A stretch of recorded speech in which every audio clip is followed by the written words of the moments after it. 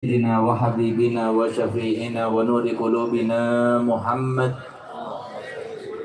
حبيب رب العالمين وإمام الغر المحجلين وعلى آله وصحبه أجمعين. سبحانك لا علم لنا إلا ما علمتنا إنك أنت العليم الحكيم.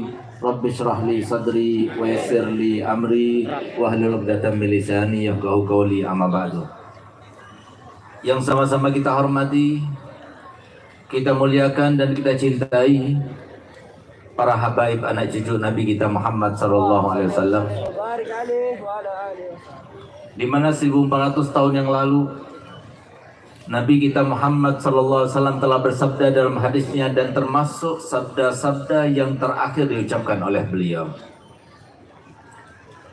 Kegelisahan, kegundahan hati, kegalauan jiwa karena beliau akan meninggalkan umatnya sangatlah berat pada dirinya. Karena umatnya selalu dipikirkannya, baik yang hidup di zamannya para sahabatnya, begitu pula yang setelahnya sampai pada masa sekarang ini di akhir zaman. Sehingga Nabi kita Muhammad SAW bersabda dalam hadisnya, "Innama ana mru'un makbud, yusiku ayyati ya Rasulur Rabbi fa'ujib." Aku ini adalah manusia biasa yang sebentar lagi juga akan datang utusan daripada Tuhanku, kemudian aku kabulkan permintaannya. Wa ana tarikum fikum as-saqalain ma in tamassaktum bihima lan tadillu ba'di abada. Dan aku tinggalkan bagi kalian dua hal, walaupun dua hal itu berat sehingga disebutkan Nabi SAW as-saqalain, dua hal yang berat. Tapi kalau kalian berpegang teguh dengan keduanya, maka kalian akan selamat dan tidak akan tersesat untuk selama-lamanya.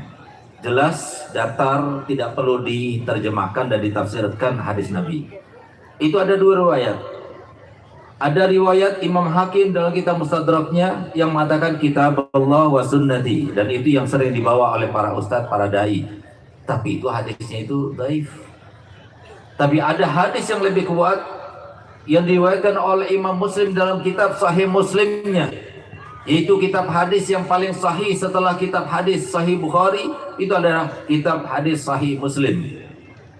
Di situ diucapkan oleh Nabi, kitab Allah yang pertama berpegang teguhlah kepada Al-Quran, fihin nur wal huda, di situ ada cahaya, di situ ada petunjuk, fastamsiku bihi, berpegang teguhlah kalian kepada Al-Quran. Lalu yang kedua, wa itrati ahli baiti, dan keluargaku, keturunanku. Uzakkirukumullah fi ahli baiti, uzakkirukumullah fi ahli baiti, uzakkirukumullah fi ahli baiti, sampai Nabi SAW 3 kali mengucapkan berpesan pada kita, aku ingatkan kalian terkait dengan keluargaku, aku ingatkan kalian terkait dengan keluargaku, dan aku ingatkan kalian terkait dengan keluargaku. Alhamdulillah, pada malam ini majelis keluarga Nabi Muhammad. Alhamdulillah, majelis Munawwir diasuh langsung oleh cucu Nabi Muhammad. Alhamdulillah, kita berada di bawah asuhan arahan cucu Nabi Muhammad SAW. Insya Allah kita semua yang ada di sini tidak akan tersesat untuk selama-lamanya. Selama masih ada mau belajar kepada habaib, mau berkiblat kepada para habaib, mau kita mencintai para habaib, insya Allah di dunia sampai di akhirat insya Allah makmur. Makmur dengan harta benda, makmur dengan barokah, makmur dengan rahmah, makmur dengan umur panjang, dan akhirnya insya Allah meninggal dunia dalam keadaan husnul khatimah. Amin ya rabbal alamin. Sebagaimana dikatakan oleh Sayyidina Imam Ibn Hajar, yang cinta kepada zuriat Nabi dapat 3 hal di dunia. Yang pertama, bahagia hidupnya.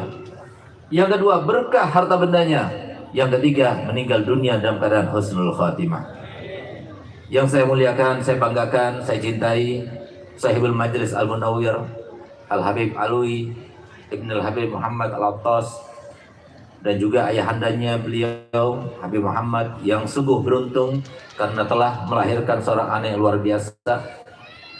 Tidak lupa kepada para habaib Syiban, kebanggaan kita Habib Bahar, Al-Habib Jadid As-Sejaf, Habib Rahman Al-Khirib, dan tidak lupa kepada saudara kami yang dipersaudarakan Allah Ta'ala sebelumnya, antara ayah kami dengan ayahanda beliau Al-Habib Hasan dengan Habib Abdul Qadir Maulid Dawileh, dan sekarang alhamdulillah kami merajutnya kembali dan memperkuat yaitu Habib Bakar bin Abdul Qadir Moldawi. Semoga semua habaib kita yang disebut maupun tidak disebut panjang umurnya, sehat badannya, dimudahkan segala urusannya, selalu dekat dengan kakeknya, selalu berada di dalam isyarahnya, selalu berada di dalam riayah dan inayahnya, dan semoga kita semua doakan barokah daripada mereka semuanya. Amin amin ya rabbal alamin.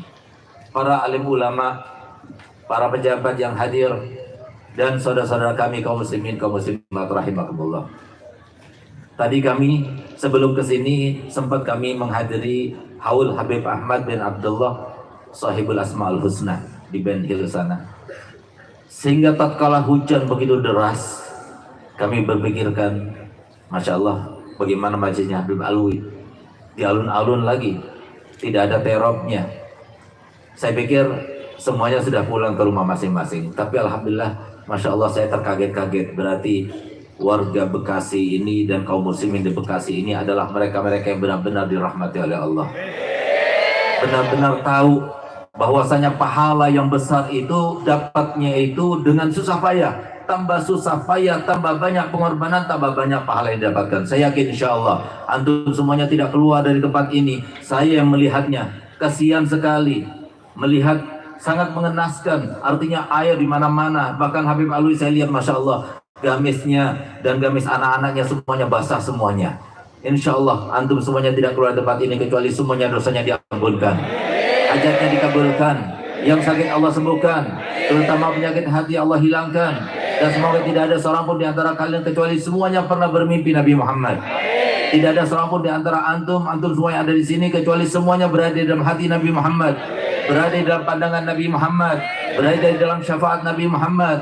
Ketika di dunia sudah pernah berjumpa dengan Nabi Muhammad, ketika meninggal dunia dijemput oleh Nabi Muhammad, di alam barzah bersama Nabi Muhammad, dan nanti kalau di akhirat insya Allah kita bersama-sama bersanding dengan Nabi Muhammad. Amin amin ya rabbal alamin. Setelah umur panjang, sehat walafiat, kita semuanya meninggal dunia dalam keadaan husnul khatimah, dalam keadaan husnul khatimah, dalam keadaan husnul khatimah. Amin amin ya rabbal alamin.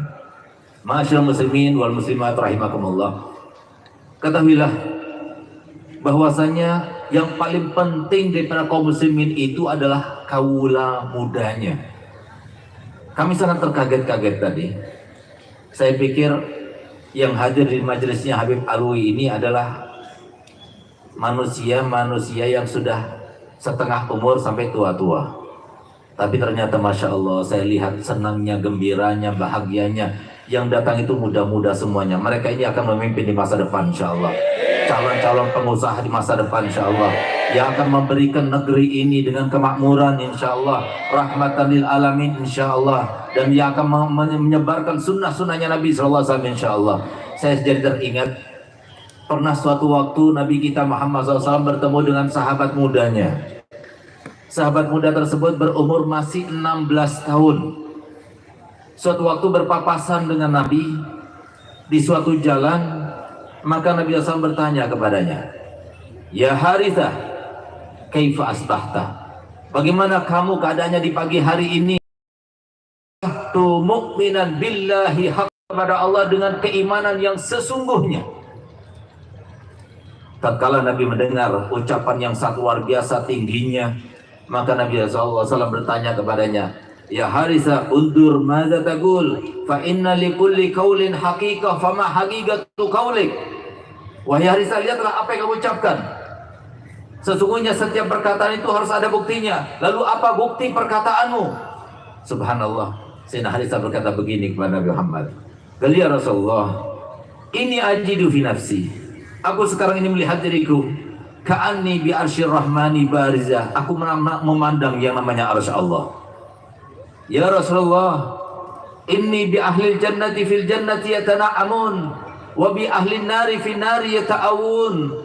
Aku melihat sekarang ini ya Rasulullah dengan kedua mataku ini, mereka para penghuni surga sedang menikmati isi nikmatan surga, dan mereka yang ada di neraka sedang diazab, dan mereka mengadu kesakitan di dalam neraka itu. Di dalam pandanganku ya Rasulullah, tidak ada bedanya antara emas dengan bebatuan. Ya Rasulullah, jiwaku ini sangat ingin mendekat kepada Allah SWT dan ingin menjauh daripada dunia dan isinya ini. Subhanallah, gembira Nabi Muhammad.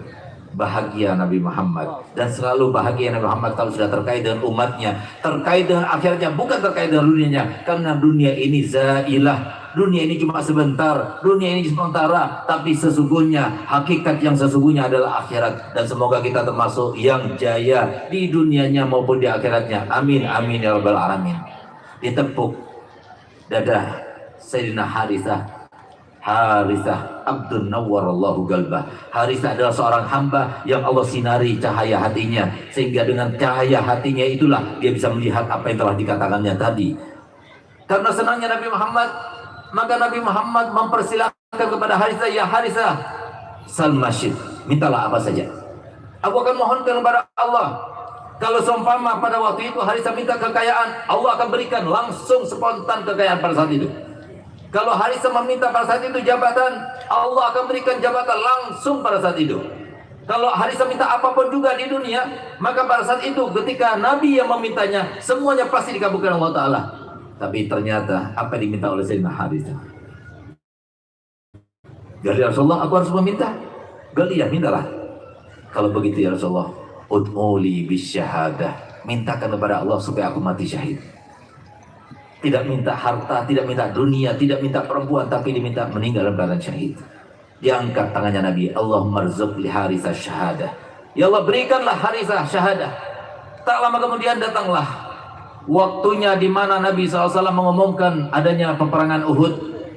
Maka kemudian Sayyidina Harithah termasuk di dalam barisan yang terdepan di antara tentara-tentara Nabi kita Muhammad SAW. Di saat itu beliau di tangannya masih ada beberapa butir kurma. Pemuda ini yang masih muda, umur 16 tahun, ketika dia akan berperang, dia sempat di tangannya itu ada beberapa butiran kurma. Beliau makan satu biji demi satu biji yang lainnya. Tiba-tiba mendengar arahan daripada Nabi Muhammad untuk meraksak maju untuk menyerang kepada musuhnya.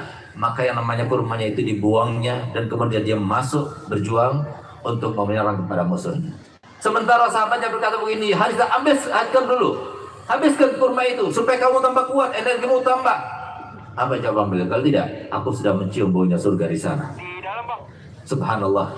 Kemudian beliau itu dengan gagah beraninya menyerang dan menyerang serta menyerang, dan akhirnya setelah usai peperangan beliau termasuk yang gugur mati dalam keadaan syahid. Di saat diperiksa, ternyata luka yang ada di dalam tubuh Sayyidina Harithah yang masih belia itu terdapat sebanyak tusukan 94 tusukan.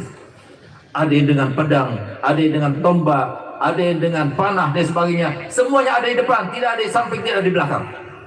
Dari saking menunjukkan beraninya beliau. Dan subhanallah, di saat itulah ibundanya datang. Dia mencari-cari sampai melihat jenazah ayah anaknya. Begitu melihat jenazah anaknya, maka beliau langsung datang kepada Muhammad. Ya Rasulullah, sesungguhnya anakku Harithah telah meninggal dunia. Beritahukan aku, di manakah sekarang Harithah? Kalau engkau katakan Harithah sekarang berada di surga, aku tidak akan menangis. Tapi kalau engkau katakan Harithah sekarang berada di neraka, aku akan menangisinya seumur hidupku. Apa jawaban Nabi Muhammad? Wahai Ummah Harithah, wahai ibu Harithah, apakah kamu menyangka bahwasanya surga cuma ada satu derajat? Tidak, surga itu banyak derajatnya, dan ketahuilah bahwasanya Harithah putramu, dia mendapatkan derajat yang paling tinggi, Al-Jannatul Firdausul A'la. Umur 16 tahun, tapi bisa melihat keajaiban yang luar biasa. Saya berharap semoga anak muda yang ada di sini semuanya seperti itu. Tapi tidak akan mendapatkan kemuliaan kecuali dengan arahan Nabi Muhammad. Gunakan logika kita. Sekarang zaman semuanya berlandaskan kepada logika. Logis kita laksanakan, nggak logis kita tinggalkan. Silahkan, itu kita gunakan. Memang benar. Kenapa? Semua agama Islam logis. Yang diajarkan Nabi Muhammad semua logis. Oleh karenanya gunakan pikiran kita. Mohon maaf, sekarang ini dibandingkan dengan zamannya Nabi apalagi, atau zaman 30 tahun yang lalu saja, sekarang zamannya sudah beda jauh. Dulu zaman kami, ketika kami masih muda dulu, masih belasan tahun, saya masih ingat kalau sudah dapat salam dari perempuan, wah senangnya luar biasa sampai tidak bisa tidur semalaman. Dapat salam saja dari perempuan. Sekarang mana ada perempuan salaman atau salam ya, titip salam ya sama fulan begitu. Langsung chattingan, langsung begitu dan sebagainya. Ini sekarang zamannya. Sudah ada internet, sudah ada HP. Bahkan dulu cara-cara anak muda pacaran dulu, kalau dia itu mau nulis surat, itu ditulis di layangan. Layangannya dimasuk ke rumahnya, plot gitu. Dibaca sama perempuannya. Sampai segitunya. Sekarang nggak lagi seperti itu. Nggak model lagi yang semacam itu. Sudah luar biasa, pergantian zaman sangat luar biasa. Memang dari satu sisi baik, tapi sisi yang lainnya sangat berbahaya untuk kita. Karena mohon maaf, ini zaman yang disampaikan oleh Nabi Muhammad, di mana kata Muhammad, yusbihur rajulu mu'minan wa yumsi kafiran. Banyak di antara kalian ketika sudah fitnah begitu dahsyat, banyak di antara kalian paginya masih muslim, sorenya sudah kafir. Sorenya masih muslim, paginya sudah kafir. Yabi'u dinahu bi'aradi minad dunya. Dia itu menjual agamanya dengan sedikit daripada dunia. Oleh karena itu, apa yang harus kita perlukan untuk menjaga keimanan kita dan ketakwaan kita, untuk menjaga kehidupan kita supaya tetap layak hidup sesuai dengan harapan kita? Kalau seumpama di antara kita ditanya, mau hidup di dunia dalam keadaan bahagia atau tidak bahagia, pasti jawabannya adalah pengen bahagia atau tidak bahagia. Semuanya pengen bahagia. Kalau kita ingin hidup bahagia, simple jawabannya. Ada di dalam Al-Quran konsepnya. Apa itu? Dengarkan baik-baik. Allah Ta'ala firman, man amila salihan min zakarin aw unsa wa huwa mu'minun falanuhyiyannahu hayatan thayyibah. Siapapun di antara kalian, baik laki maupun perempuan, asalkan dilandasi dan keimanan, maka kami akan berikan kehidupan yang sangat menyamankan di dunia sebelum di akhirat itu nyaman. Sekarang kita lihat, mohon maaf, orang tua yang ada sekarang ini, tanya sama orang tua kalian semuanya, bah, ayah, ibu, bagaimana kehidupan ini? Sangat menyulitkan. Kita lihat bagaimana mereka sulitnya mencari nafkah. Kita lihat mereka bagaimana menghadapi ujian demi ujian dari keluarga, dari tetangga, dari segala macam. Sebagaimana mereka menjalani dan menghadapi itu semuanya, kita juga akan menjalaninya. Cuma kalau kita itu ingat, kalau kita itu menjalankan perintah Nabi kita Muhammad SAW, maka kita akan menjalani kehidupan ini enteng, mudah semuanya, bahagia kita akan menjalankannya. Oleh karenanya, coba lihat saya punya abah, guru daripada para habaib ini, Habib Hasan Baharun, yang mendirikan pondok pesantren Darul Dakwah, di mana beliau itu berpesan kepada kami. Apa kata beliau? Ketika beliau 3 hari sebelum meninggal dunia, salah satu contoh kalau kita ingin mencontoh orang tua mungkin seperti beliau nih, di mana beliau katakan pondok ini dibeli bukan dengan hartanya pondok saja atau donatur saja, tapi ada uangnya Abi di situ. Mobil ini dibeli bukan dengan uangnya donatur, uangnya pondok, semua ada uangnya Abi di situ. Tapi dengarkan ikrarnya Abi. Abi berikrar bahwasanya semua yang Abi miliki di pondok ini maupun di luar pondok ini, Abi wakafkan untuk Allah dan Rasulnya. Sehingga saya punya abah meninggal dunia tanpa mewariskan 1 peser pun warisan. Apa kata saya punya abah? Jangan sampai kalian berpikiran bahwasanya Abi ini adalah orang tua yang jahat, bengis, tidak meninggalkan harta benda waris kepada anak-anaknya. Karena Abi ini tugasnya cuma satu, bagaimana cara menjadikan anak-anaknya Abi ini soleh dan solihah. Itu tugasnya Abi sebagai orang tua. Dan Abi yakin kalian Abi didik sendiri, pondok sendiri. Sudah itu Abi kirim ke Hadramut, Abi kirim ke Madinah, Abi kirim ke Mekah, dan sekarang kalian sudah kembali kepada Abi. Abi yakin kalian sudah soleh dan solihah. Dan kalau sudah soleh solihah, Abi sangat yakin kepada satu ayat dalam Al-Quran, di mana dalam Al-Quran disebutkan, wa huwa yatawallas salihin. Dan sesungguhnya Allah sendiri akan mengurus semua urusannya orang soleh itu. Allah sendiri akan mengurus. Di dalam ayat Al-Quran yang lainnya disebutkan, innal ardo yarisuha ibadiyas solihun. Sesungguhnya bumi ini yang menikmatinya, yang mendapatkannya, yang bisa menikmati dan bahagia dengannya hanya orang-orang soleh.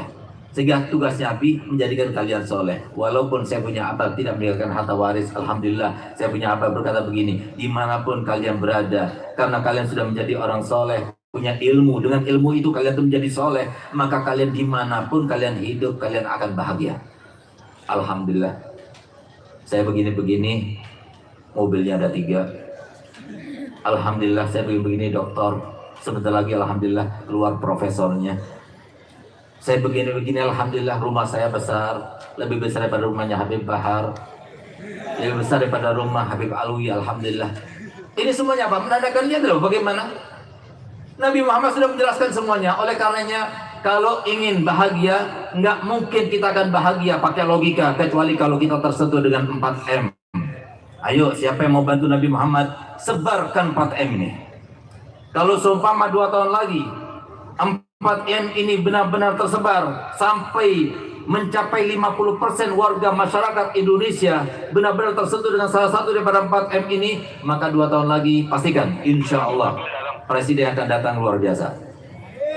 Negara kita akan menjadi negara yang hebat, negara yang makmur, negara yang tidak ada hutang insya Allah, negara yang penuh dengan kemakmuran, kesenangan, kebahagiaan. Indonesia negara yang bermartabat dan bermarwah. Presidennya nggak perlu kita ganti, anggota legislatifnya nggak perlu. Mereka cuma bikin kebijakan dengan perintah daripada Allah. Allah yang menggerakkan. Tapi kalau kita ingin merubah pemerintah, Indonesia itu menjadi negara terkaya di dunia. Semuanya ada di Indonesia. Tapi kenapa kita tidak menikmatinya? Sebabnya kita sendiri.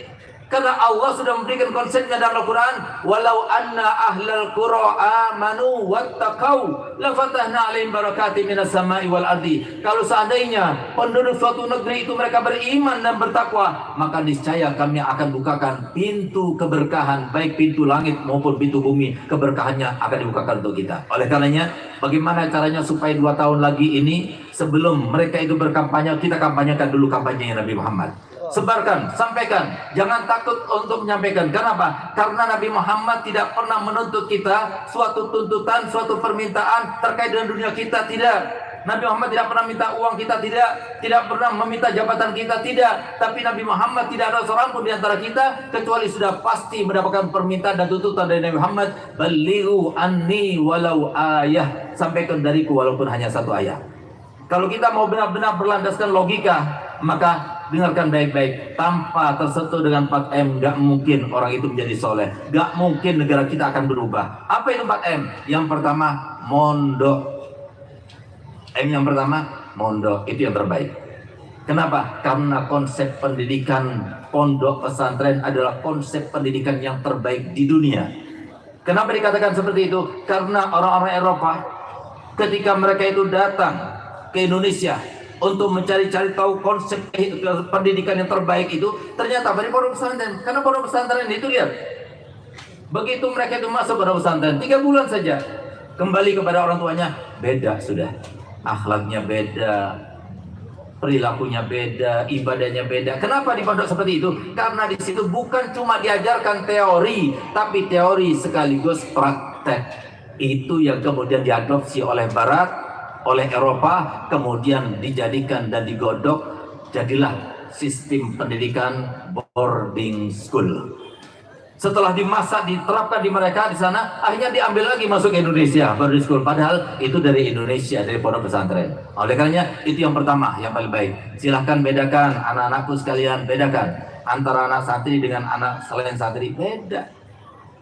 Gurunya datang, semuanya berdiri menghormat. Di mana itu kita dapatkan bukan santri? Ajaran siapa? Akhlak siapa? Nabi Muhammad yang mengajarkan kepada sahabat-sahabatnya. Alhamdulillah, saya walaupun demikian, saya mengumpulkan antara ilmu agama dengan ilmu umum. Alhamdulillah, S1 saya di Dalwah, S2 saya di Unsuri Surabaya, S3 saya di 2 tempat, di UIN Malang dan di UTM Malaysia. Alhamdulillah, 3 tahun selesai sudah. Doktor saya di UIN Malang, alhamdulillah. Tapi walaupun demikian, saya setiap salaman bersama kepada ibu saya cium tangannya, saya cium dahinya, saya cium kakinya. Setiap hari saya mencium kaki ibu saya. Kenapa? Itulah andalan saya. Memang benar, saya berdakwah di mana-mana belum tentu diterima. Memang benar saya punya karangan sebanyak 26 karangan yang tersebar di mana-mana, belum tentu ada pahalanya. Memang benar saya punya majelis di mana-mana, di Kalimantan, di mana-mana, belum tentu ada pahalanya. Tapi kalau sudah kita bisa mendapatkan ridho orang tua, pasti Allah ridho kepada kita. Itu adalah kita. Kenapa saya tahu demikian? Karena dari Rasulullah. Guru kami dari mulai Abu Yasin Muhammad Al-Maliki di Makkah, guru kami Al-Habib Zain bin Ibrahim Semit di Madinah, Al-Habib Umar bin Hafid, Habib Salim Chadri, Habib Bakar bin Ali Masyur, semua mengajarkan kita seperti itu. Di antara ajaran mereka dan ajaran saya punya abah, selalu beliau katakan begini, Segar, dari sekarang sampai kamu meninggal, jangan pernah beranjak daripada titik nol. Kenapa? Karena semua yang kamu dapatkan, semua semata-mata datangnya daripada Allah. Bukan karena usahamu, bukan karena upayamu, bukan, tapi semuanya Allah yang memberikan, Allah yang menggerakkan. Sehingga jangan kamu beranjak. Kalau sudah kamu beranjak daripada titik nol, berarti kamu sudah berubah. Berarti kamu tidak bersyukur. Di antara ajarannya juga beliau katakan, Segar, kamu harus sukses untuk melewati konsep kehidupan ini. Apa itu? Jangan pernah merasa lebih baik pada orang lain. Kalau kamu sudah berhasil, dan harus kamu berhasil suatu waktu nanti, kamu pergi kemana-mana enak, tidak ada tuntutan kepada manusia. Kalau kamu dihormati seperti tadi saya dihormati, dimuliakan, saya akan katakan Masya Allah, orang Bekasi itu akhlaknya bagus-bagus. Orang seperti saya dihormati. Tapi kalau sama saya tidak dihormati, saya tidak akan menuntut. Saya akan katakan Masya Allah, padahal saya pakai bajunya Nabi Muhammad, imamnya Nabi Muhammad, tapi tidak dihormati, berarti ini besarnya dosanya saya luar biasa. Tidak ada tuntutan. Ini ajaran daripada ajaran pesantren.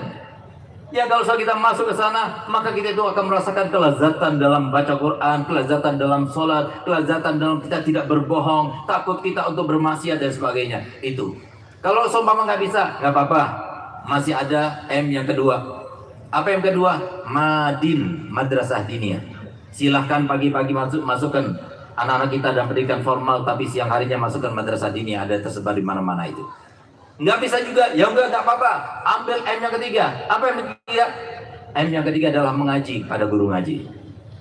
Nggak bisa juga, ya sudah, masih ada M keempat. Tapi jangan sampai M yang kelima, karena nggak ada lagi M kelima. Ini yang terakhir. Apa itu?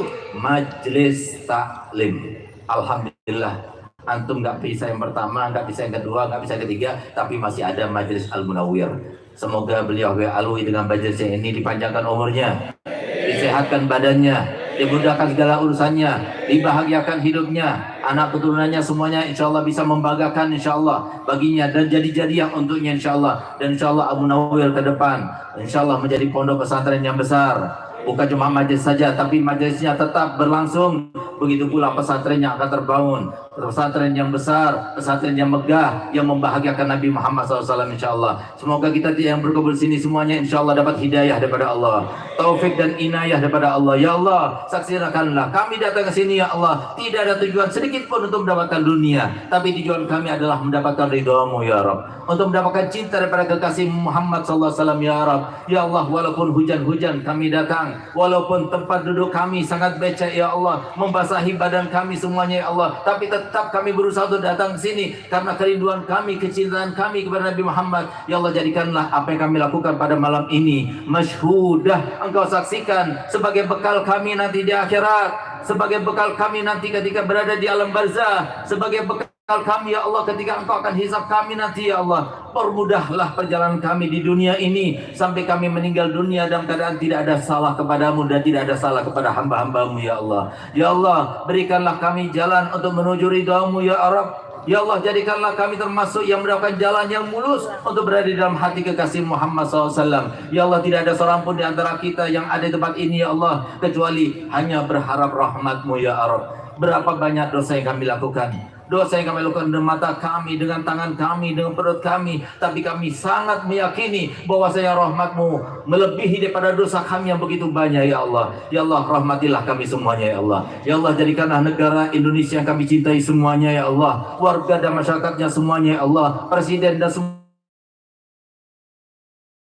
pejabat ya Allah, berikan hidayah kepada mereka semuanya ya Allah. Ya Allah, jadikanlah masyarakat Indonesia masyarakat yang makmur, masyarakat yang selalu berada di dalam kenikmatan, masyarakat yang selalu mempunyai negara yang bermarwah dan bermartabat ya Allah. Jadikanlah kami termasuk hamba-hambamu yang selalu bertaubat kepadamu ya Allah daripada dosa-dosanya ya Allah. Rabbana atina fid dunya hasanah wa fil akhirati hasanah wa qina adzabannar. Wa sallallahu ala sayyidina Muhammadin wa ala alihi wasallam. Alhamdulillah rabbil alamin.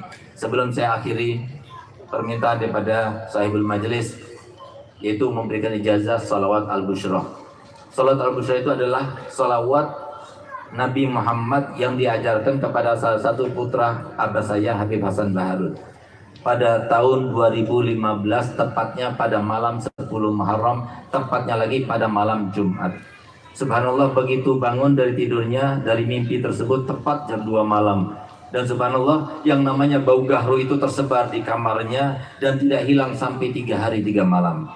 Kata Nabi Muhammad di dalam mimpinya itu, barang siapa yang baca salawat busyrah ini sebanyak 41 kali habis sholat subuh, maka sama seperti khasiatnya orang yang baca Yasin sebanyak 41 kali dalam mengkabulkan hajat, memudahkan urusan, melapangkan segala kesulitan, menggapai harapan, menghindarkan diri daripada hal-hal yang menakutkan dan mengkhawatirkan. Sangat mujarab sekali. 3 bulan saja kita istiqomah, kita lihat rezeki kita luar biasa. Kita lihat hati kita itu tenang sekali.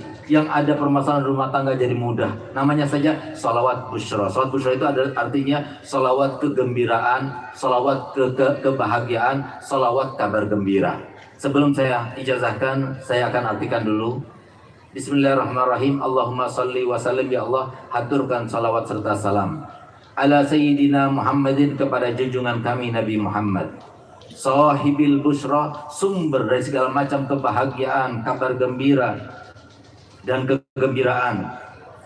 Tubashir salatan tubashiruna biha, salawat yang saya baca ini ya Allah, maksudnya tujuannya tubashiruna biha, engkau bahagiakan kami, engkau berikan kabar gembira kepada kami, wa ahlana, dan semua keluarga kami, wa uladana, dan semua anak-anak keturunan kami, wa jami'a masyaikhina wa muallimina, dan semua guru-guru kami, wa talabatana wa talibatina, dan semua santri serta santriwati kami, min yaumina hadza, dari hari ini kau bahagiakan kami, ila yaumil akhirah, sampai hari akhirat nanti.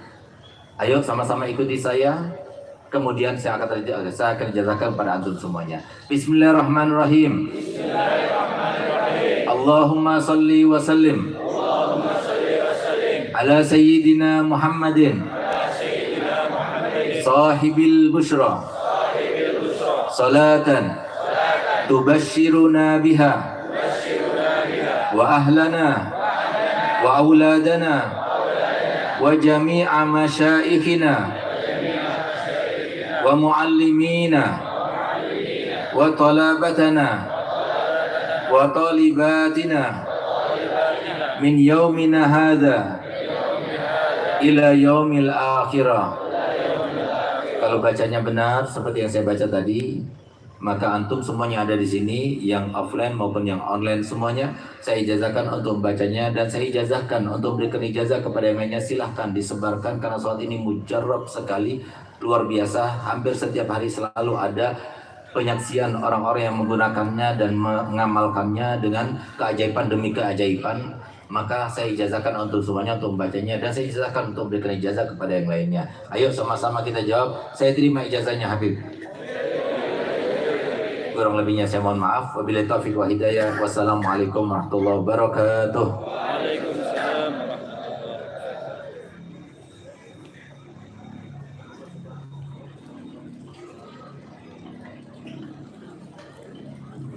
Allah Muhammad.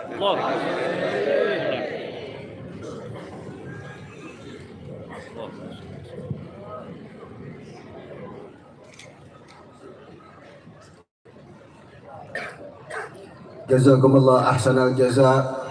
Hikmah tausiah yang sangat luar biasa, ilmu yang sangat banyak yang kita dapatkan pada malam yang penuh dengan kemuliaan ini, terkhusus yang baru saja disampaikan oleh Sayyidil Walid Dr. Abuya Al-Ustaz Al-Habib Segaf Ibn Sayyidil Walid Al-Habib Hasan Ibn Ahmad Bahrun. Mudah-mudahan hal yang demikian bisa kita amalkan. Amin amin ya rabbal alamin. Hadirin hadirat rahimakumullah, mari bersama-sama kita dengarkan daripada tausiah agama yang terakhir yang kita mintakan dari Ad-Dailallah Al-Mujahid fi Sabili Al-Habib Bahar Ibn Ali bin Sumaib. Kepada beliau waktu dan tempat kami persilahkan. Takbir!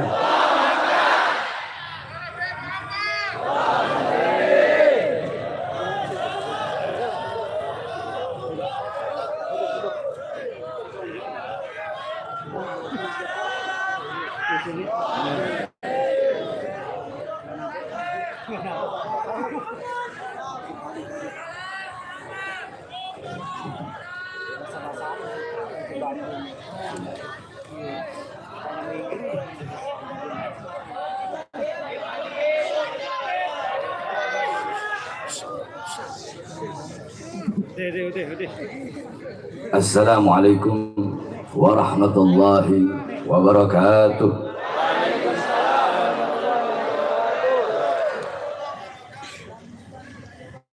Alhamdulillah.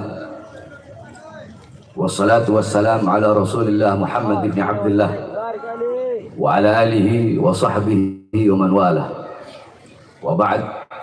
Yang saya cintai, yang saya muliakan, guru saya, pendidik saya, pembimbing saya, Abuya Al-Habib Al-Ustaz Segaf Ibn Abuya Hasan Ibn Ahmad Baharun, yang dimana beliau baru saja memberikan nasihat dan tausiahnya untuk kita semua. Kita doakan mudah-mudahan Allah panjangkan umur beliau, Allah sehatkan jasmani dan ruhani beliau, Allah perkuat langkahan kaki beliau di dalam berdakwah di jalan Allah dan menyebarkan agama baginda Nabi besar Muhammad sallallahu alaihi wasallam. Yang saya cinta, yang saya muliakan, saudara saya, akhuya, muassis, mudir Majlis Al-Munawwir Al-Habib Alwi Ibn Muhammad Al-Attas. Mudah-mudahan Allah panjangkan umur beliau, Allah sehatkan jasmani dan ruhani beliau, Allah perkuat langkahan kaki beliau di dalam membimbing kita semua menuju ridha dan jalannya Allah Subhanahu wa taala.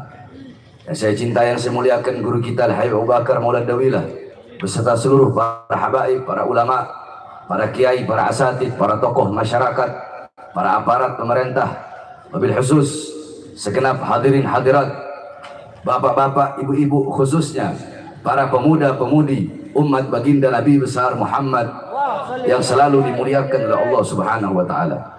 Alhamdulillah, segala puji dan syukur kehadirat Allah Subhanahu wa taala, yang dimana pada malam hari yang mulia ini, di tempat yang penuh dengan keberkahan ini, Allah Subhanahu wa taala menggerakkan hati kita, sehingga hati kita menggerakkan kedua langkahan kaki kita dari rumah menuju ke majlis yang penuh dengan keberkahan ini. Kita duduk di ini majlis, lidah kita basah dengan bersolawat, basah dengan ayat Quran, basah dengan zikir, tahlil, tahmid, tasbih, tamjid, takbir, salawat. Lidah kita basah untuk memuji Allah, lidah kita basah untuk memuji Rasulullah sallallahu alaihi wasallam. Lidah-lidah yang basah dengan bersolawat, lidah-lidah yang basah dengan ayat-ayat Al-Quran, dengan zikir, tahmid, tasbih, takbir, dan tamjid. Kelak lidah-lidah tersebut adalah lidah-lidah yang akan basah dengan telaga Al-Kautsarnya baginda Nabi besar Muhammad sallallahu alaihi wasallam. Saudara-saudara, kita duduk di ini majlis, kita menjadi hamba-hamba yang mulia, yang dimuliakan oleh yang maha mulia, karena duduknya kita di ini majlis memuliakan, mengagungkan kelahiran baginda Nabi besar Muhammad sallallahu alaihi wasallam. Kita menjadi hamba-hamba yang diampuni dosa-dosa kita, dosa-dosa yang telah lalu, dosa-dosa yang akan datang, yang tampak, yang tidak tampak, yang tersembunyi, yang tidak tersembunyi, karena duduknya kita di majlis memuliakan dan mengagungkan daripada Nabi yang mulia, Nabi yang agung, makhluk yang paling mulia, makhluk yang paling sempurna, yaitu baginda Nabi besar Muhammad sallallahu alaihi wasallam. Saudara-saudara sekalian yang dimuliakan oleh Allah Subhanahu wa taala, kita duduk di majlis ilmu yang penuh dengan keberkahan, majlis yang dimana qala Sayyidina Umar bin Khattab radhiyallahu anhu, innallaha lam yakhluq fi wajhil ardi turaban afdal min majlisil ilm. Sesungguhnya Allah Subhanahu wa taala tidak pernah menciptakan sejengkal tanah pun di muka bumi yang dimana tanah tersebut tidak ada yang lebih mulia selain daripada tanah yang digunakan untuk majlis ilmunya Allah Subhanahu wa taala. Ini tempat, ini alun-alun, saudara-saudara. Tapi kenapa alun-alun ini menjadi mulia? Alun-alun ini menjadi tempat turunnya rahmat, tempat turunnya maghfirat, tempat turunnya hidayah, tempat turunnya rahmah, kasih sayang Allah, tempat turunnya perlindungan, tempat turunnya pengampunan. Kenapa? Karena di tempat ini kita gunakan untuk menuntut ilmunya Allah Subhanahu wa taala. Andaikan tempat ini kita gunakan untuk perkara-perkara yang tidak bermanfaat, andaikan tempat ini kita gunakan untuk perkara yang sia-sia, apalagi tempat ini kita gunakan sebagai ikhtilat, tempat bercampurnya laki-laki dan perempuan, di dalam berbuat lahun, di dalam berbuat lalai, di dalam berbuat lupa kepada Allah, di dalam perbuatan dosa, di dalam perbuatan maksiat, maka tempat ini akan menjadi tempat turunnya azab. Ini tempat akan menjadi tempat turunnya dosa. Ini tempat akan menjadi tempat turunnya murka Allah subhanahu wa ta'ala. Akan tetapi karena ini tempat menjadi tempat yang pada malam hari ini kita berzikir, kita bersolawat, kita bertahlil, kita berdoa, kita merayu Allah subhanahu wa ta'ala, kita memuji Allah, kita memuji dan bersolawat kepada Rasulullah, maka ini tempat menjadi tempat turunnya rahmat. Ketika rahmat turun di ini tempat, maka yang mendapatkan rahmat tersebut, yang ikut kecipratan, bukan hanya hamba-hamba yang duduk di sini, tetapi yang berada di sekeliling-sekelilingnya. Saya lihat ada Polres, kemudian ada Kodim, kemudian ada apa lagi, rumah sakit, kemudian ada apa lagi di sebelah sana. Semua tempat-tempat yang ada di sekeliling tempat ini ikut mendapatkan rahmat Allah, ikut mendapatkan ampunan. Karena di tempat ini kita duduk berzikir kepada Allah dan berselawat kepada baginda Nabi besar Muhammad sallallahu alaihi wasallam. Oleh karenanya saya wasiatkan kepada para pemerintahnya, kepada para pejabatnya, kepada para aparatnya, kalau di satu tempat mau diadakan acara maulid Nabi, mau diadakan acara berselawat, mau diadakan acara untuk memuji Allah, untuk berzikir kepada Allah, untuk berselawat kepada Rasulullah, maka jangan engkau persulit. Betul? Jangan engkau persulit, jangan engkau cegah. Ini kalau ada acara berbuat dosa, acara maksiat, acara dangdut, acara orkes, acara disco, oh diizinkan, diperbolehkan. Giliran orang mau bikin acara maulid, berkumpul para ulama, berkumpul para habaib, berkumpul para kiai, para asatidz, berkumpul umat untuk berdoa, untuk berzikir, untuk bersalawat, malah dipersulit. Kurang ajar itu, saudara.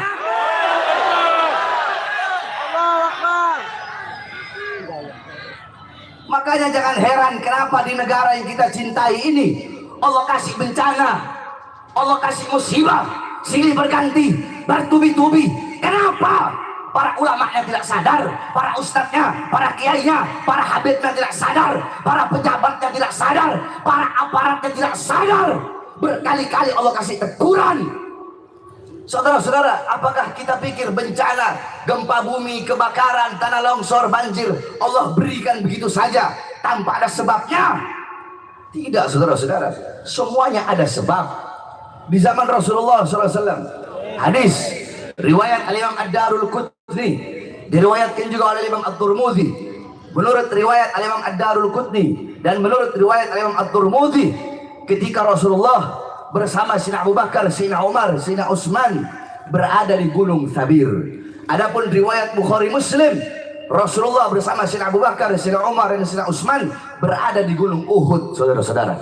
Jadi riwayat Imam Ad-Darul Qutni dan Imam At-Tirmidzi, Gunung Thabir. Menurut riwayat Bukhari Muslim adalah Gunung Uhud. Ketika Rasulullah berada di gunung, tiba-tiba gunung tersebut berguncang, batu-batunya jatuh. Gunung tersebut dilanda gempa bumi, saudara-saudara. Ketika itu ada Rasulullah, Sayyidina Abu Bakar, Sayyidina Umar dan Sayyidina Utsman ibn Affan. Rasulullah, beliau letakkan tangan suci beliau di atas gunung tersebut dan beliau berkata, "Wahai bumi, belum saatnya bagimu. Wahai bumi, tenanglah engkau. Jangan engkau bergoncang, jangan engkau bergoyang. Belum saatnya bagimu."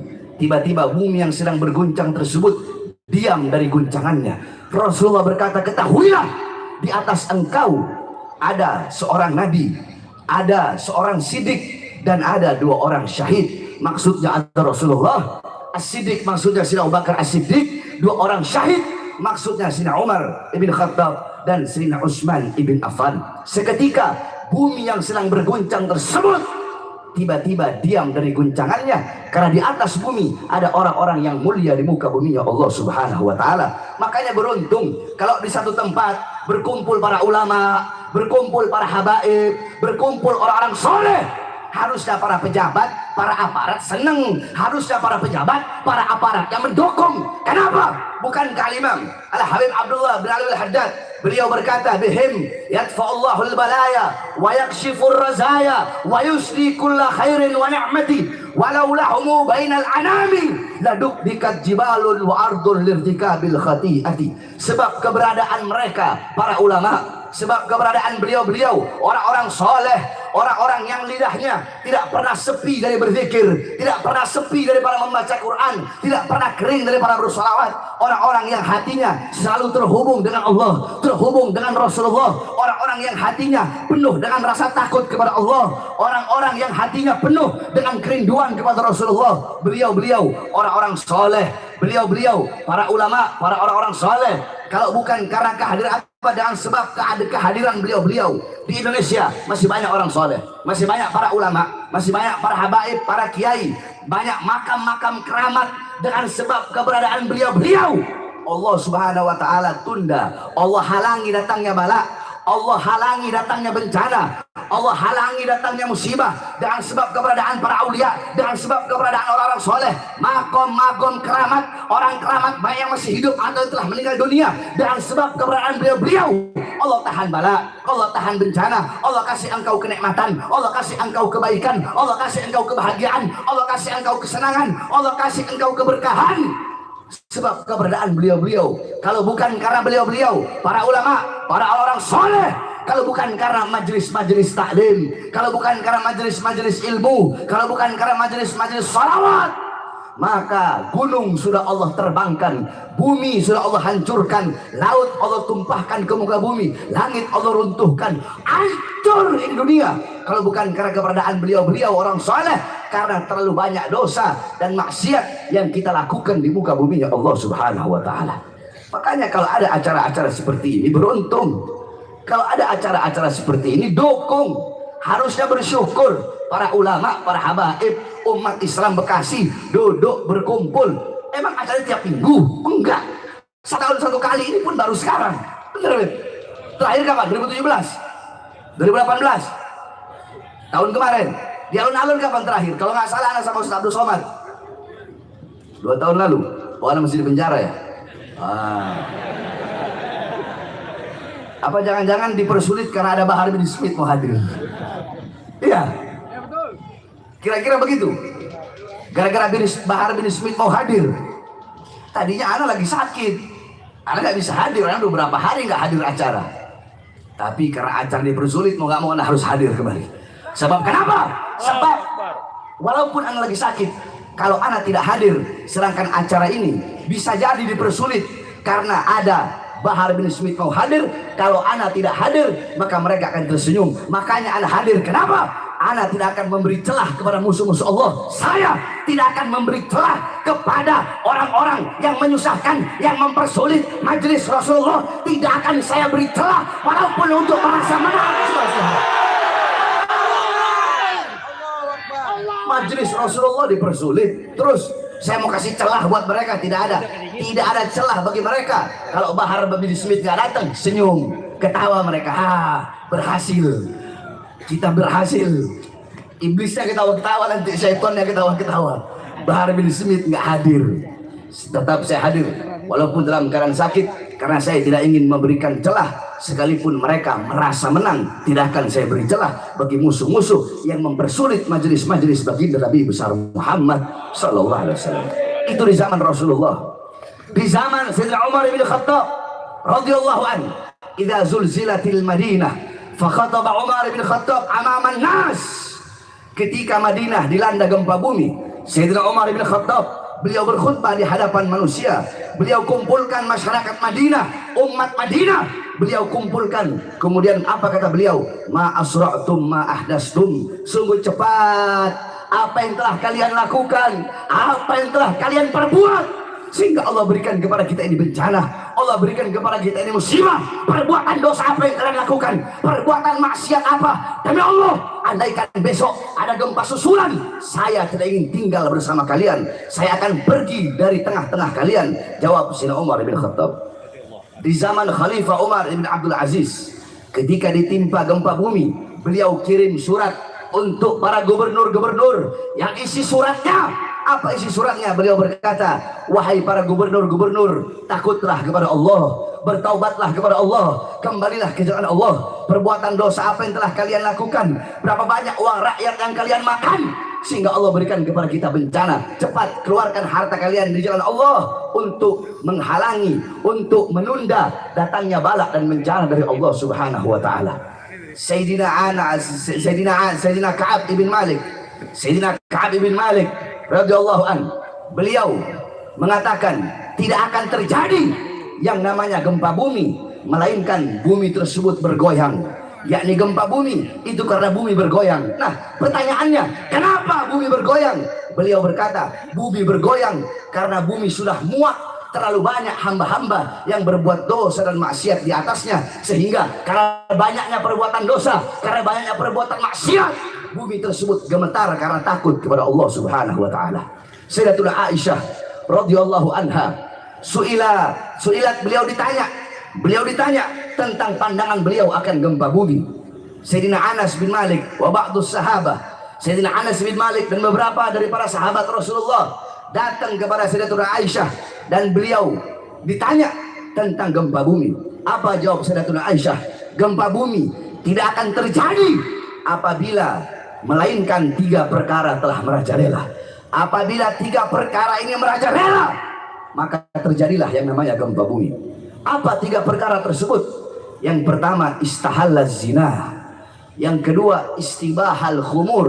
Coba lihat, istahalla, istibaha. Tahukah kalian apa artinya istihalla? Apa artinya istibaha? Istahalla itu dari kata halal. Istibaha itu dari kata mubah.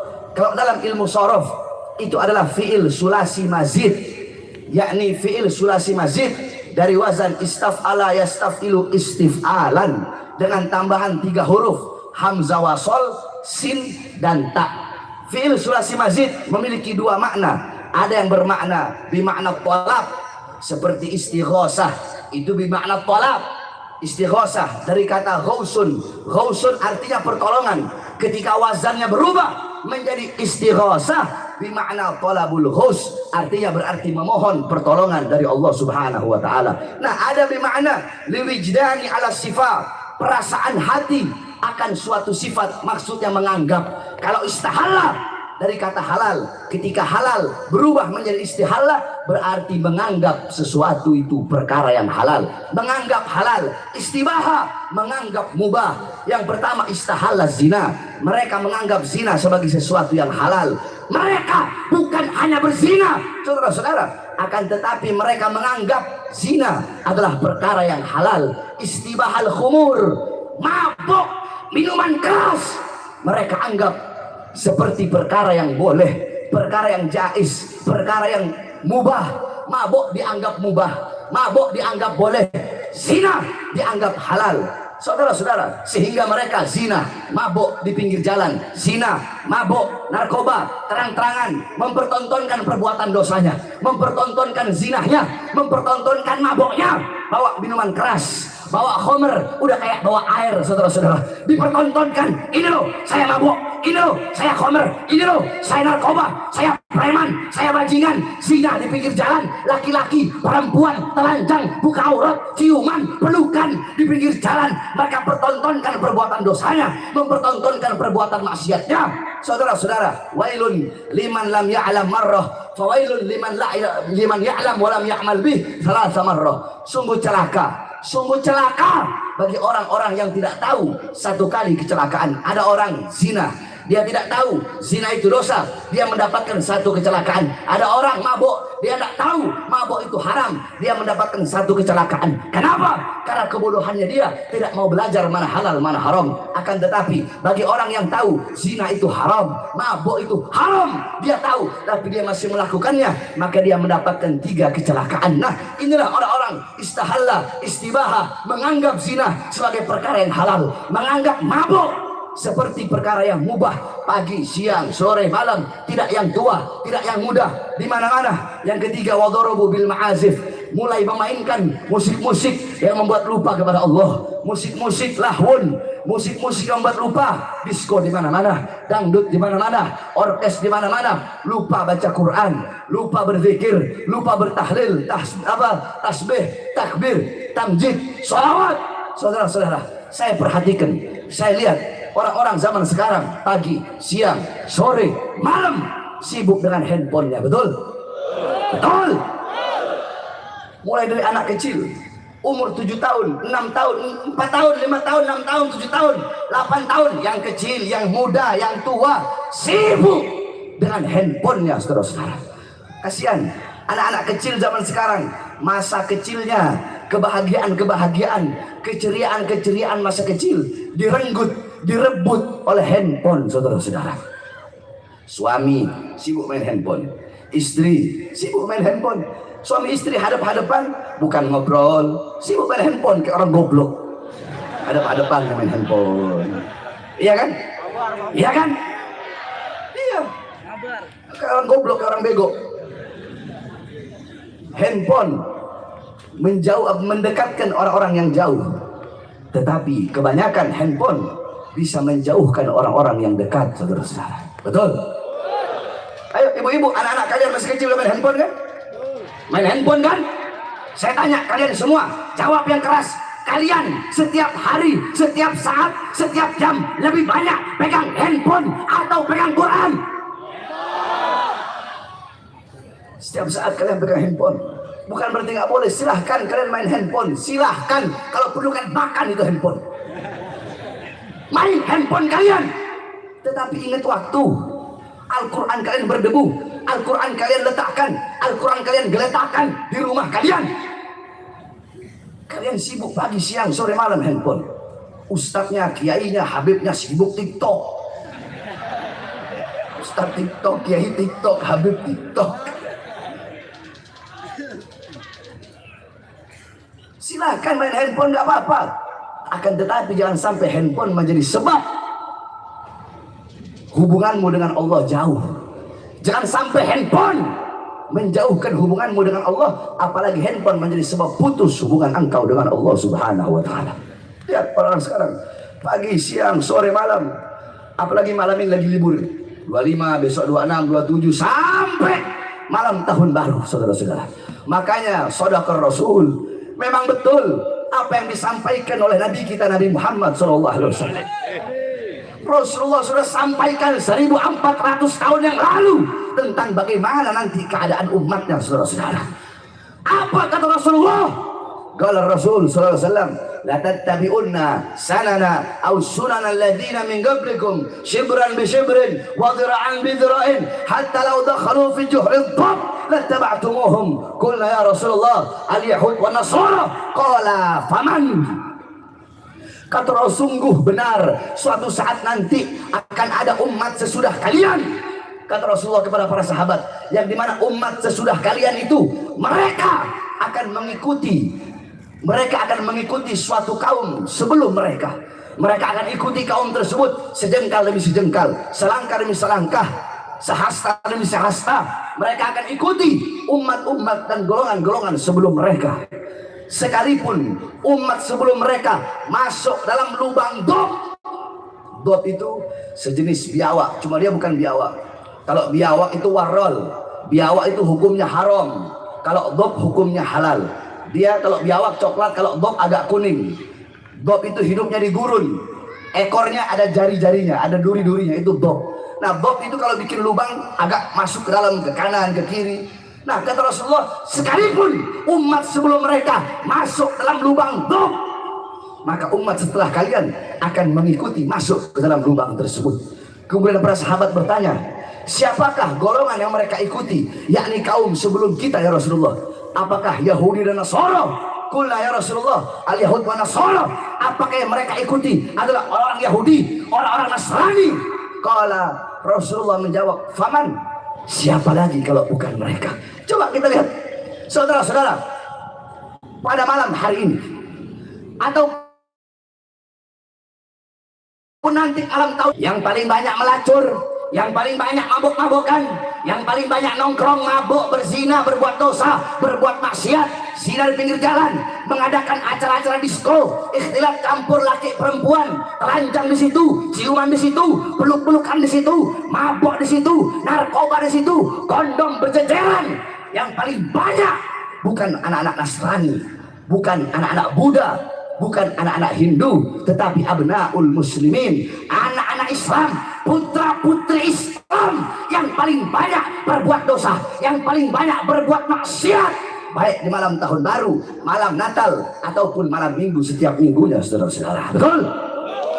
Yang paling banyak anak-anak Islam, yang paling banyak putra-putri Islam, anak-anak kita jauh dari Allah, jauh dari Rasulullah, yang mereka ikuti budaya barat, gaya berpakaian barat, gaya berpakaian seperti Tarsan, perempuan-perempuan yang pakai rok mini, telanjang. Syariat Islam dianggap asing, syariat Islam dianggap ketinggalan zaman. Mereka mengambil pakaian orang barat, pola pikir seperti orang barat, gaya hidup seperti orang barat, seperti orang Yahudi, seperti orang Nasrani. Makanya Allah katakan dalam Al-Quran apa? Yakni Allah SWT berfirman, yakni millah, Allah mengatakan walan tardu angkal Yahud walan Nasara hatta tattabi'a dinakum. Bukan orang Yahudi, orang Nasrani tidak akan ridho kepada kalian sehingga kalian mengikuti agama mereka. Bukan itu, bukan mengikuti. Mereka tidak butuh engkau masuk ke dalam agama mereka. Tetapi kata Allah dalam Al-Quran, yakni mengikuti millah. Walan tardu angkal Yahud walan Nasara hatta tattabi'a millah, mengikuti ajaran mereka, mengikuti gaya hidup mereka, mengikuti pola pikir mereka. Ini yang terjadi zaman sekarang, saudara-saudara. Anak-anak mudanya berbuat dosa, berbuat maksiat, lupa kepada Allah. Makanya Allah kasih bencana dan musibah kepada kita. Allah sudah bilang di Al-Quran, yakni ma asabakum min musibatin fabima kasabat aydikum. Apa-apa yang menimpa kalian daripada musibah, daripada bala, daripada bencana, itu akibat perbuatan tangan kalian. Makanya kalau Allah kasih gempa bumi, kalau Allah kasih banjir, Allah kasih tsunami, Allah kasih longsor, jangan bertanya kepada Allah, ya Allah, kenapa kau berikan kami gempa bumi? Ya Allah, kenapa kau berikan tsunami? Kenapa kau berikan banjir? Kenapa kau berikan kebakaran?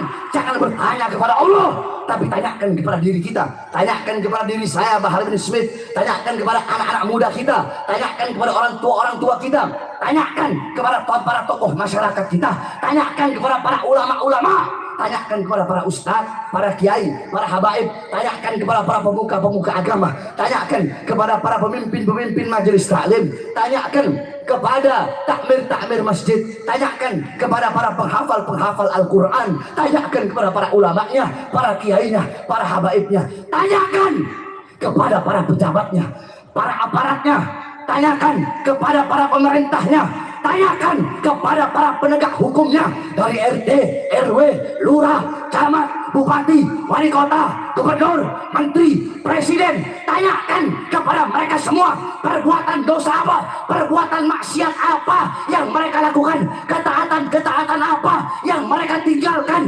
sehingga mengundang bala bencana dari Allah bagi bangsa dan negara kesatuan Republik Indonesia, saudara-saudara. Jangan bertanya kepada Allah, tapi tanyakan kepada para ulama-ulama kita. Tanyakan kepada ustadznya, kiainya, habaibnya. Kenapa para ulama-ulama yang jadi ulama-ulama dunia? Kenapa para ulama-ulamanya jadi para penjilat pemerintah, jadi para penjilat-penjilat pejabat, penjilat-penjilat aparat? Tanyakan kepada para ulamanya. Kenapa para ulamanya jadi ulama-ulama dunia, jadi ulama-ulama kontrak, jadi ulama-ulama amplop?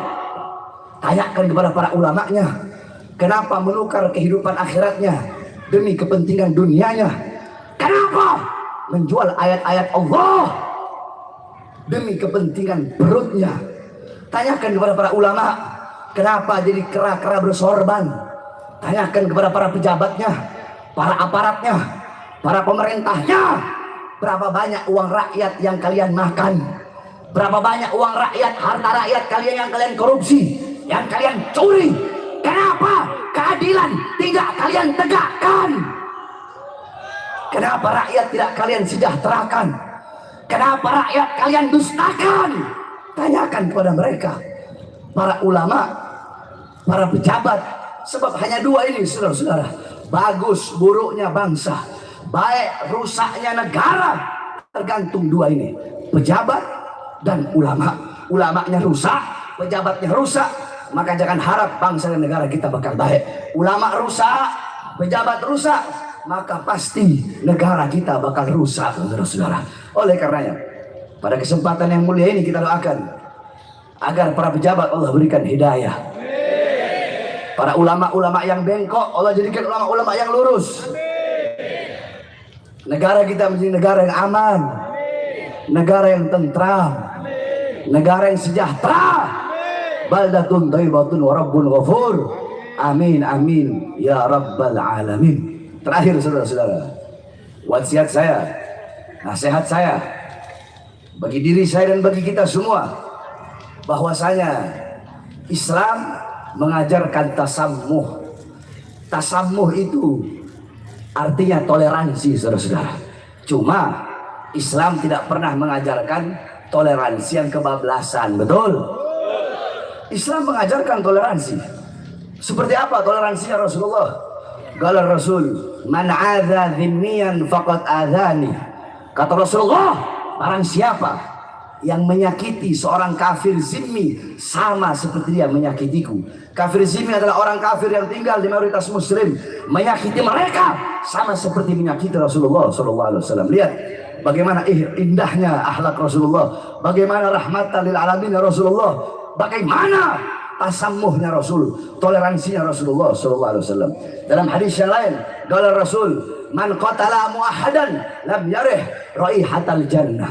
Barang siapa seorang mukmin, seorang muslim yang membunuh seorang kafir muahad, orang kafir, dia dia memiliki perjanjian damai dengan umat Islam. Kalau ada umat Islam yang membunuh dia, maka umat Islam itu tidak akan bisa mencium bau surga. Lihat bagaimana akhlak Rasulullah SAW. Saya tanya, akhlak Rasulullah indah apa tidak? Rasulullah mengajarkan toleransi apa tidak? Mengajarkan apa tidak?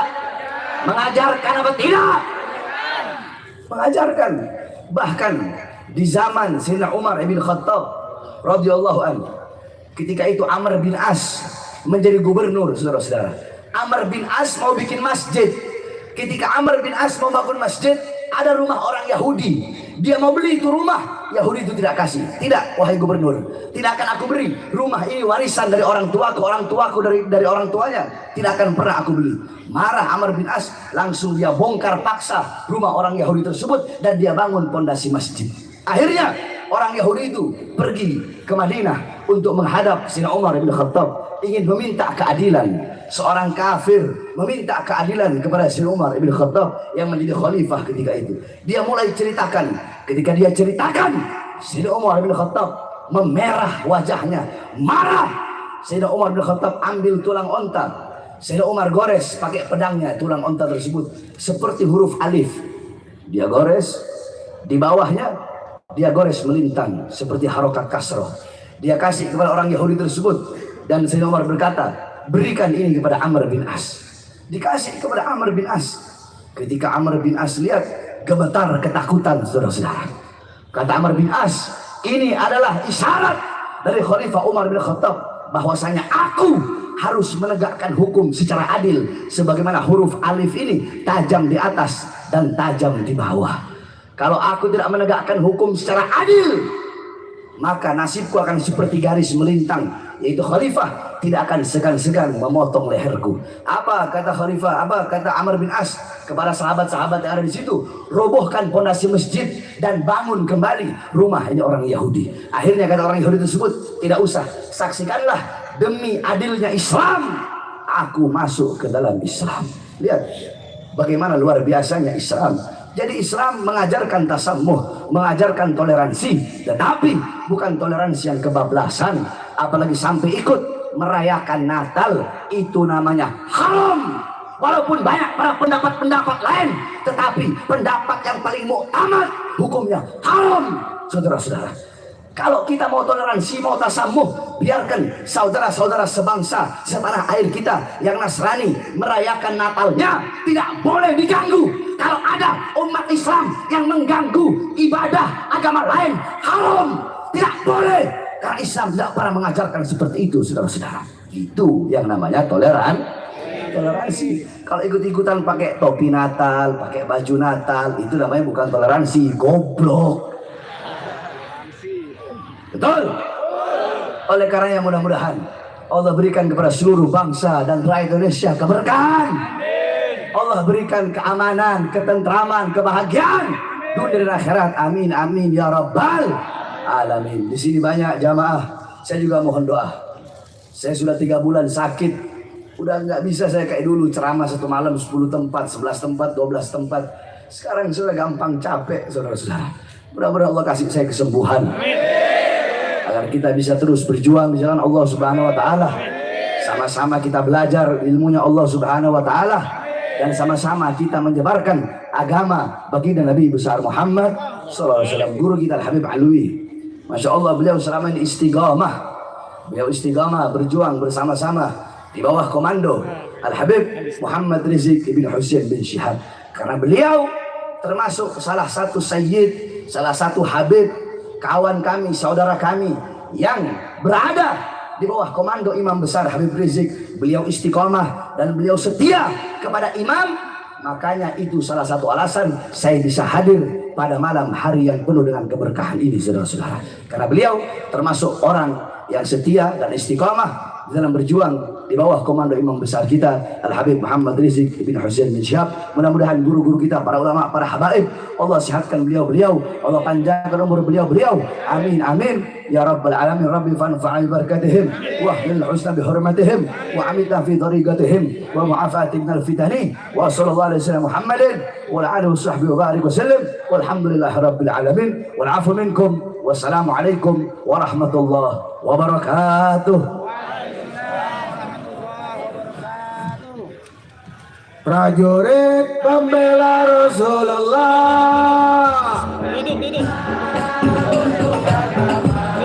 Duduk.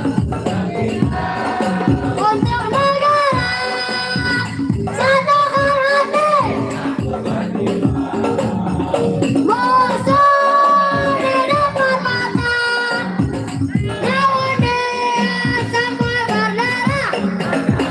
Untuk agama dan negara, dan tindak kematian. Maju, ayo terus maju. Habis sikap anak bangsa, kami berjanji demi Allah, rela binasa demi agama.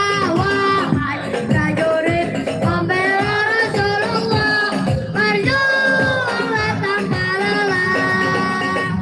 Walau harus merangkak dengan mata, takkan mundur.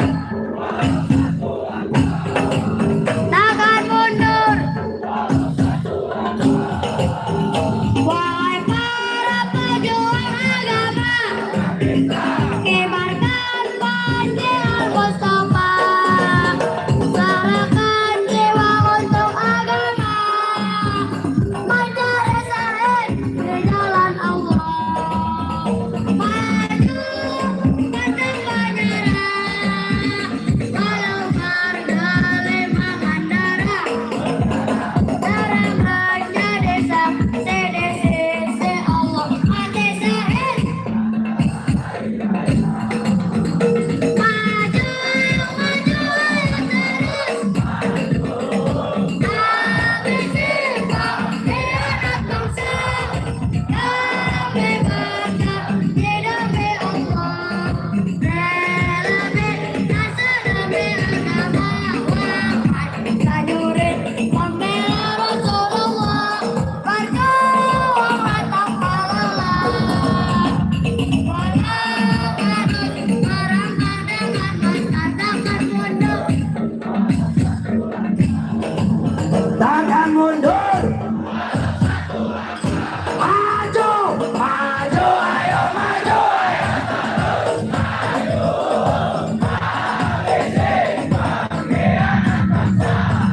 Kami berjanji demi Allah, wahai prajurit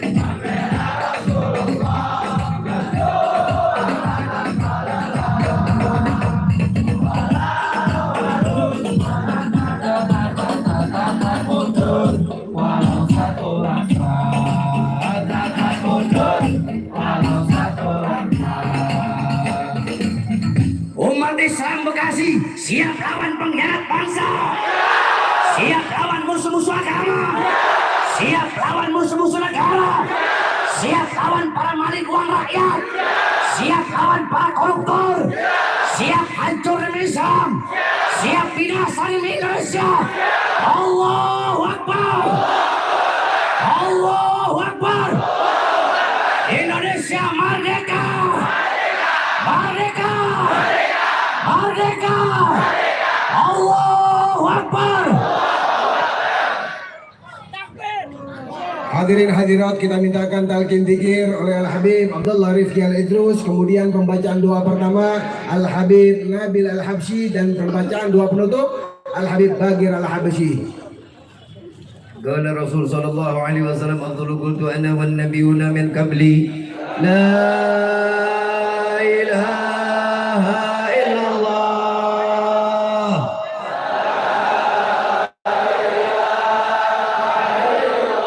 La ilaha illallah. La ilaha illallah.